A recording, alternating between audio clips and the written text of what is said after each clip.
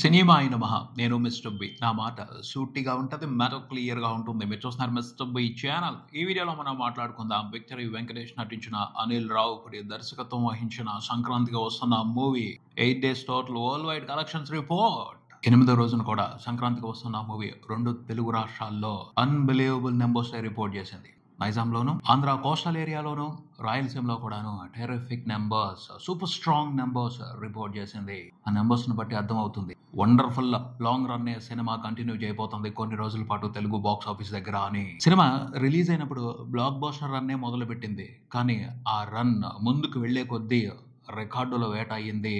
చాలా పెద్ద పెద్ద రికార్డులనే బ్రేక్ చేసుకుంటా వెళ్ళింది. పెద్ద పెద్ద స్టార్ హీరోలు క్రియేట్ చేసిన రికార్డులను కూడా బ్రేక్ చేసుకుంటా వెళ్ళింది 2 తెలుగు రాష్ట్రాల వరకు. ఇప్పుడు చూసుకుంటే పరిస్థితి ఎలా ఉంది అంటే 2020లో అనిల్ రావిపూడి అల వైకుంఠపురం మూవీతో పోటీ పడ్డాడు తన సరిలేరు నీకెవరు మూవీతో. 2 సినిమాలు బ్లాక్ బస్టర్సే. కాకపోతే సరిలేరు నీకెవరు మూవీ కంటే అల వైకుంఠపురంలో మూవీ కొంచెం ఎక్కువ కలెక్షన్స్ వసూలు చేసి సంక్రాంతి విన్నర్ అయ్యింది. వాస్తవంగా అయితే ఆ టైంలో అనిల్ రావిపూడినే కింగ్ అవ్వాలి, ఆ ఇయర్ సంక్రాంతి విన్నర్ అవ్వాలి. కానీ అల వైకుంఠపురంలో మూవీ కారణంగా సెకండ్ బెస్ట్ గా మిగిలిపోవాల్సి వచ్చింది. భారీ కలెక్షన్లు సాధించి భారీ ప్రాఫిట్స్ తీసుకుని కూడా సెకండ్ బెస్ట్ గా మిగిలిపోవాల్సి వచ్చింది. అప్పుడే కొంచెం గట్టిగా పెర్ఫార్మ్ చేసి ఉన్నట్టయితే ఇండస్ట్రీ హిట్ పడి ఉండేది. అల వైకుంఠపురంలో మూవీ క్రియేట్ చేసిన ఇండస్ట్రీ హిట్ రికార్డ్ ఇప్పటికీ ఆ సినిమా పేరు మీదే ఉంది. వాస్తవంగా అయితే మహేష్ బాబుతో అనిల్ రావిపూడి ఆ సినిమా చేశాడు కాబట్టి వాళ్ళిద్దరి పేరు మీద ఆ రికార్డ్ ఇప్పటి వరకు ఉండాల్సిందే. అప్పుడు జరగల. కారణం ఏమిటి అంటే మాసు ఫ్యామిలీ ఆడియన్స్ మధ్యన పోటీనే, రసవత్తరమైన పోటీనే. ఫ్యామిలీ ఆడియన్స్ కొంచెం ఎక్కువగా అల వైకుంఠపురంలో మూవీని సపోర్ట్ చేయడం కారణంగా ఆ సినిమానే సరిలేరు నీకెవరు మూవీ కంటే ఎక్కువ కలెక్షన్స్ వసూలు చేసి సంక్రాంతి విన్నర్ అనిపించుకుంది. ఆ రివెంజ్ ని ఇప్పుడు అనిల్ రావిపూడి ఈ సంక్రాంతి టైంకి సంక్రాంతికి వస్తున్న మూవీతో తీర్చుకుంటున్నాడని అనిపిస్తుంది. 2020లో అల వైకుంఠపురంలో మూవీ సంక్రాంతి సీజన్ లో పెట్టిన రికార్డులు ఇప్పటికీ పదిలంగా ఉన్నాయి. ఆ రికార్డులన్నింటినీ కూడా తన సొంతం చేసుకునే ఇంట్రెస్టింగ్ బాక్స్ ఆఫీస్ రన్నే కొనసాగిస్తున్నాడు సంక్రాంతికి వస్తున్న మూవీతో అనిల్ రావిపూడి. అల వైకుంఠపురంలో మూవీ అప్పట్లోనే 80 కోట్లకు పైన ప్రీ రిలీజ్ బిజినెస్ చేసుకుని సంక్రాంతి బరిలో దిగింది. సంక్రాంతికి వస్తున్న మూవీకి 40 కోట్ల ప్రీ రిలీజ్ బిజినెస్ జరిగింది. కానీ ఫస్ట్ వీక్ కంప్లీట్ అయిపోయేప్పటికీ 2 తెలుగు రాష్ట్రాల వరకు అల వైకుంఠపురంలో కంటే సంక్రాంతికి వస్తున్న మూవీనే ఎక్కువ షేర్ వసూలు చేసింది.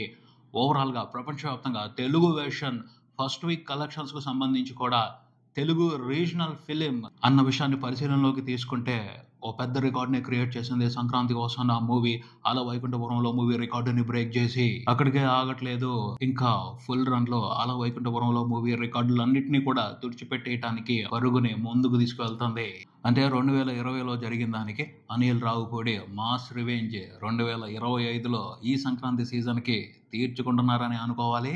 ఊపు చాలా పొటెన్షియల్ గా ఉంది సంక్రాంతికి వస్తున్న మూవీకి. ఖచ్చితంగా అల వైకుంఠపురంలో మూవీ అన్ని రికార్డుల్ని క్రాస్ చేసే అవకాశం కనపడుతుంది, బ్రేక్ చేసే అవకాశం కనపడుతుంది. అల వైకుంఠపురంలో మూవీ ఫుల్ రన్ లో ప్రపంచవ్యాప్తంగా 160 కోట్ల షేర్ పెట్టింది. 260 కోట్ల వరకు గ్రాస్ పెట్టింది. గ్రాస్ కన్ఫామ్ గా క్రాస్ చేసేస్తుంది సంక్రాంతికి వస్తున్న మూవీ.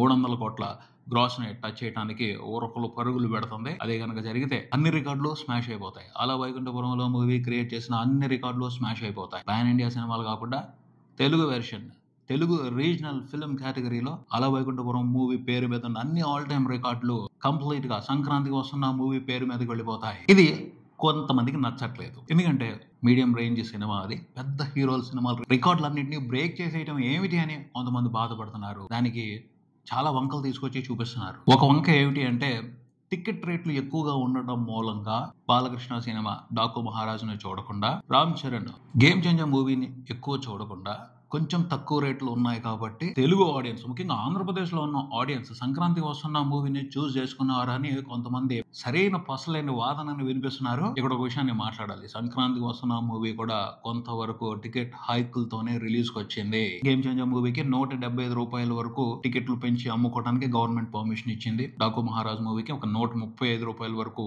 టికెట్ రేట్లు పెంచుకుని అమ్ముకోవడానికి అవకాశం ఇచ్చింది. సంక్రాంతికి వస్తున్న మూవీకి 125 రూపాయల వరకు పెంచుకుని అమ్ముకోవడానికి అవకాశం ఇచ్చింది. డాకు మహారాజ్కి సంక్రాంతికి వస్తున్న మూవీకి పెద్ద డిఫరెన్స్ ఏమి లేదు. అయినా సరే ఏం జరిగింది అంటే ముందు గేమ్ చేంజర్, డాకు మహారాజ్ సినిమాలు రిలీజ్ అయిపోయాయి. వాటి పరిస్థితి ఏమిటో అర్థమైపోయింది. ఫైనల్ గా రిలీజ్ అయిన సంక్రాంతికి వస్తున్న మూవీ రిలీజ్ అవటమే బ్లాక్ బాస్టర్ బ్యాంగ్ తో రిలీజ్ అయ్యింది. 2 రోజులకే సినిమా ఎంత పొటెన్షియల్ గా ఆడియన్స్ ని థియేటర్స్ కి పుల్ చేస్తుందో మిగతా సినిమాలకు అర్థమైపోయింది. మిగతా సినిమాలతో బిజినెస్ లో ఉన్న డిస్ట్రిబ్యూటర్స్ కి, ఎగ్జిబిటర్స్ కి అర్థమైపోయింది. 3వ రోజు నుంచే చాలా చోట్ల 3 సినిమాల టికెట్లు ఈక్వల్ గా ఉన్నాయి. ఏ సెంటర్స్ లో కొంచెం డిఫరెన్స్ ఉండొచ్చు కానీ బీసీ సెంటర్స్ లో, ఆంధ్రప్రదేశ్ లో బీసీ సెంటర్స్ లో ప్రతి చోట కూడాను 3 సినిమాలకి ఒకే రకమైన టికెట్ నడిచింది. 250 రూపాయలు, కొన్ని చోట్ల 200. ఎందుకంటే అర్థమైంది, సంక్రాంతికి వస్తున్నాం, ప్రభంజనం తట్టుకోవడం కష్టం, ఫ్యామిలీ ఆడియన్స్ అందరూ అటే వెళ్ళిపోతున్నారు, టికెట్ రేట్లు ఎక్కువగా పెట్టుకుంటే తేడా కొడుతుంది అని తగ్గించేశారు. అయినా సరే ఆ సినిమాకే ప్రిఫరెన్స్ ఇచ్చారు. ఇంకా చెప్పాలి అంటే గేమ్ చేంజర్ మూవీకి గడిచిన వీకెండ్ లో చూసుకుంటే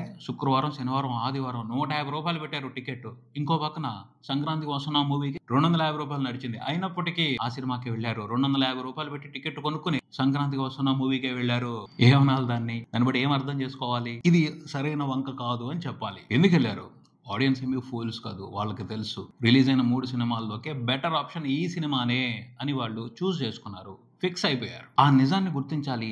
అంతేగాని టికెట్ రేట్లు ఎక్కువగా ఉన్నాయని, ఇంకొక విషయం అని నిజానికి మసిపోయకూడదు. గేమ్ చేంజర్ మూవీ పర్వాలేదు, ఒకసారి చూడొచ్చు. డాకు మహారాజ్ మూవీకి మంచి టాక్ వచ్చింది, అయినప్పటికీ కలెక్షన్స్ రాలేదు. కారణం టికెట్ రేట్లు ఎక్కువగా ఉండటమే అని ఒక అసలైన వాదన వినిపిస్తున్నారు. అది కరెక్ట్ కాదు. టికెట్ రేట్లు తగ్గించినా కూడా వాళ్ళు సినిమాని చూడటానికి థియేటర్స్ కి రాలేదు అంటే కంటెంట్ కు సంబంధించి ఏ రకమైన ఒపీనియన్ జనాల్లోకి వెళ్ళిందో అర్థం చేసుకోవాలి. ఇక డాకు మహారాజ్ మూవీ విషయానికి వస్తే సినిమాలో బాలయ్య బాబుని స్టైలిష్ గా ప్రెజెంట్ చేశారు. సినిమా ఫస్ట్ హాఫ్ బాగుంది, కానీ సెకండ్ హాఫ్ కి సంబంధించి చాలా కంప్లైంట్స్ ఉన్నాయి.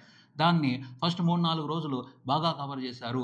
అనుకూల మీడియా ఆ విషయాన్ని బయటకు రానివ్వకుండా బాగా ప్రోపగండా చేసింది. సినిమాకి సంబంధించి సూపర్ ఎంటర్టైన్మెంట్ ఉంది అని. కానీ సెకండ్ హాఫ్ కరెక్ట్ గా లేదు, కథలో చాలా లోపాలు ఉన్నాయి, క్లైమాక్స్ అంత ఇంట్రెస్టింగ్ గా లేదు, రొటీన్ బొమ్మ సెకండ్ హాఫ్ వరకు.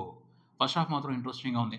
సో ఖచ్చితంగా కంపేర్ చేసుకుంటారు ఆడియన్స్ ఎంటర్టైన్మెంట్ ఏ సినిమాలో ఎంత ఉంది అనేది. సంక్రాంతికి వస్తున్న మూవీ విషయానికి వస్తే వాళ్ళు త్రూ అవుట్ ఫిలిం మొదలైన దగ్గర నుంచి అయిపోయేంత వరకు బోర్ ఫీల్ అవ్వలేదు, ఎంజాయ్ చేశారు, ఎంటర్టైన్ అయ్యారు.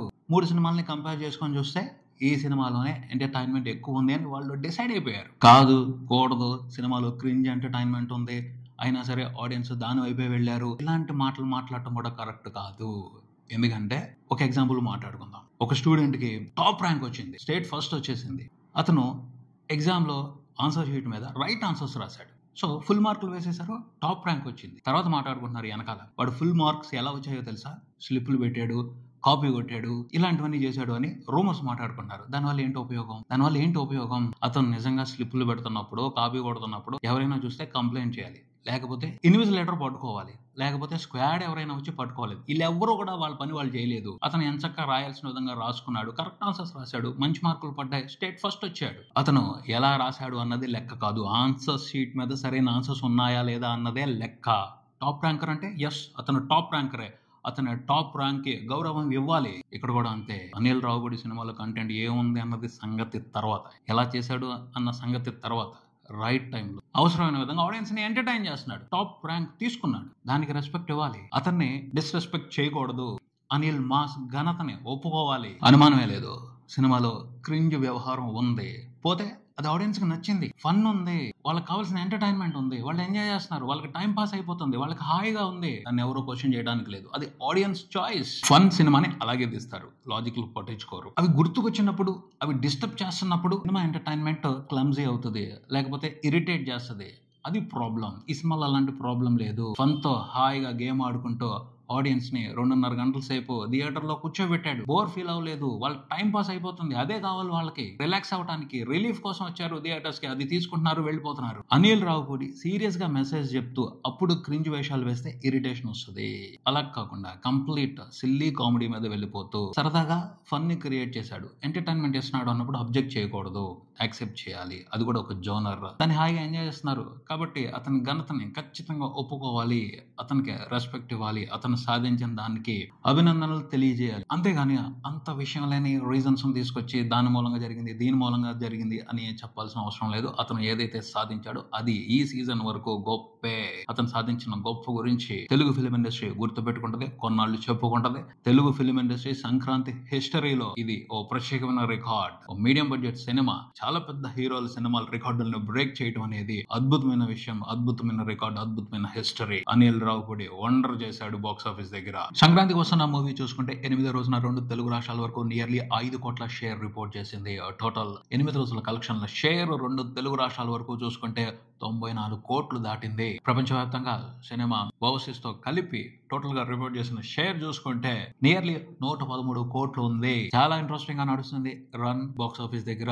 సంక్రాంతికి వస్తున్న మూవీకి సంబంధించి ఈ ఊపు ఇలాగే కంటిన్యూ అయితే సెకండ్ వీకెండ్ కంప్లీట్ అయిపోయేప్పటికే సినిమా 150 కోట్ల షేర్ మార్క్ ని టచ్ చేసే అవకాశాన్ని ఎక్స్పెక్ట్ చేయొచ్చు. ఎందుకంటే వీక్ డేస్ లోనే టెరిఫిక్ గా పెర్ఫామ్ చేస్తుంది. రాబోయే వీకెండ్ లో జాతర ఖచ్చితంగా సాలిడ్ గా ఉంటది, టెరిఫిక్ గా ఉంటది, అర్థం అవుతుంది. సో 150 కోట్ల షేర్ అనేది కన్ఫామ్. ఆ పైన ఎంత వరకు వెళ్తది?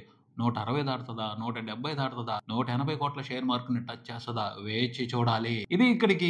మరో వీడియోతో మళ్ళీ కలుద్దాం. ఈ వీడియో మీకు నచ్చితే లైక్ చేయండి, మీ ఫ్రెండ్స్ తో షేర్ చేసుకోండి, మీ అభిప్రాయాన్ని కామెంట్ చేయండి, ఈ ఛానల్ ని సబ్స్క్రైబ్ చేయండి. నేను mister B. Keep watching mister B channel. Thank you.